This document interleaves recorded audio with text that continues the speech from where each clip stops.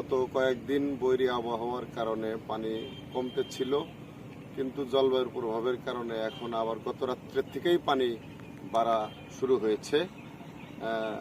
আমাদের পানি বাড়লে দুঃখ শেষ থাকে না।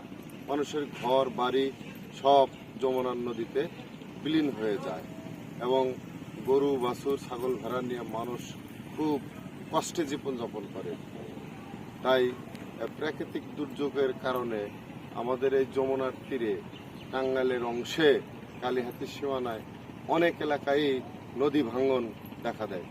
তাই আপনাদের মাধ্যমে সরকারের কাছে বিনীত আবেদন করব, যেই জায়গায় নদী ভাঙন হয় সেখানে নদী ভাঙন যাতে আর না হয়, প্রোটেকশন বা জরুরি কাজ করে যাতে নদী ভাঙন রক্ষা করা হয়, এই দাবি জানাচ্ছি।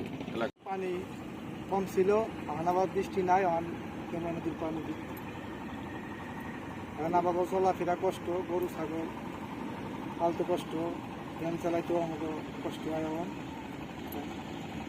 এই অবস্থা আছে, পানি অনেকটাই বেড়ে গেছে। তো গতকাল বৃষ্টি ছিল, তো সেই কারণে মনে হয় যে পানি একটু কমা ভাব ছিল। তো এখন মনে করেন যে অবস্থা হয়েছে, যে বৃষ্টি এখন কমে গেছে, পানির স্তরটাও এখন বেড়ে গেছে।